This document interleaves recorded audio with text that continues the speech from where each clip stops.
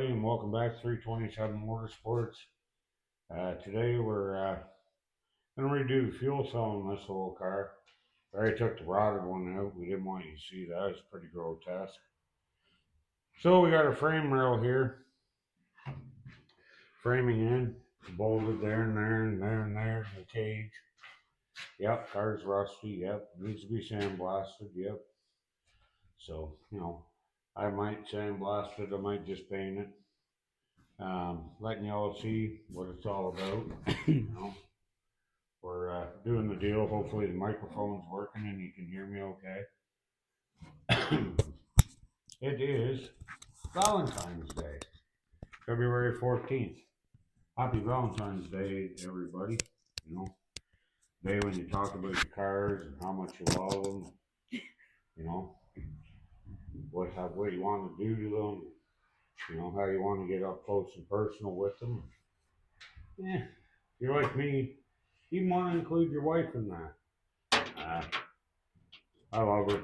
She's everything. She's my partner in crime, my one and only. I'd be lost without her. So happy Valentine's Day, babes. Love you.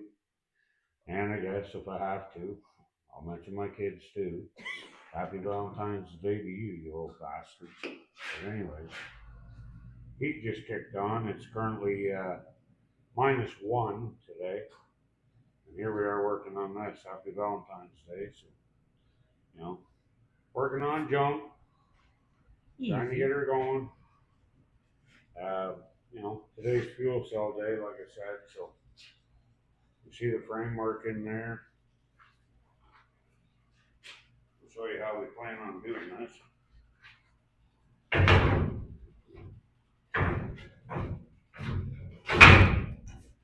That sits down here like that. Sorry about that, welcome back to all. Got thinking about wifey there, things start happening, I end up pushing the button there, it's in my pocket, so I end up shutting the video off.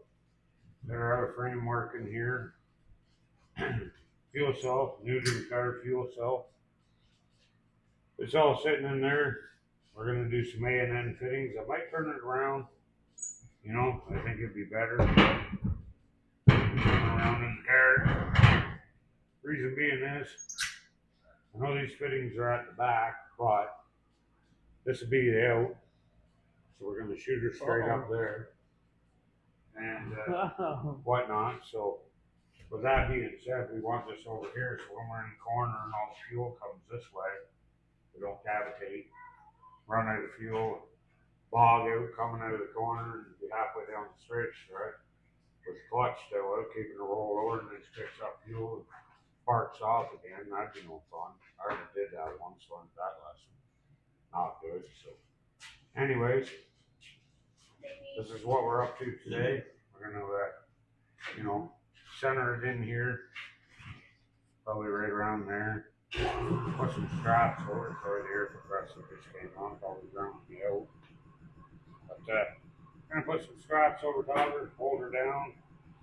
Maybe put some padding in here before we strap her down, so vibration and whatnot, it doesn't take holes through it. You don't want to slide back and forth on the metal because that creates static. Kaboom! Let's do my good work, fire it up. But anywho, that's what we're up to. So, like I said, happy Valentine's Day. We're going to continue on here. Got to get some fittings here, whatnot. We hook it off. Maybe utilize one or two of these. No, probably not. Doesn't look like we're the right ones. Fuel shut off down the seats. But I guess if I free that up, put that back in line. That might not be a bad idea because, if you ever get a weak fuel pump, you just turn it off, fill the pressure right up to the pump, and then you get some more HPs there. I'll just throw that out and get it proper. Gotta run new fuel line. I blew the old fuel line out that's in there. She's pretty clear. So we'll come out with a return. I'll vent this down through here. That little tab right there. Anywho, line out, up, well, shoulder probably over in here somewhere, mounted. Now I know that we're not supposed to use it, but we'll use a clear one for a little bit, just so we can see what's going through, put one up by the motor and the service loop. I want to make sure that, even though they're a fire hazard, I want them so I can see what's coming out of the tank and what's going through the line and all that. So we'll filter as much as we can and get her going with some new fuel through her. I'll bring her right back around and then take them out, put the proper ones in, have right at her. So anyways, we'll end this video for now, and we'll get back to you as soon as we're on to something new. All right, take care. Have a great day.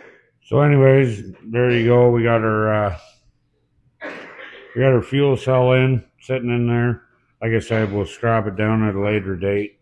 Figure out, might get some old Chevy gas tank straps and weld a bolt upside down here so we can just lay them over and unthread it, maybe weld a socket to the nut so we can just use the impact gun, whip her out of there, in and out. Figure something out here. For right now, we're probably just till we get the fittings.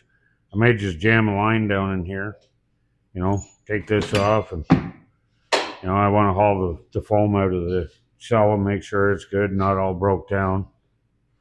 There's a few granules in it, so we can buy a new one of them. So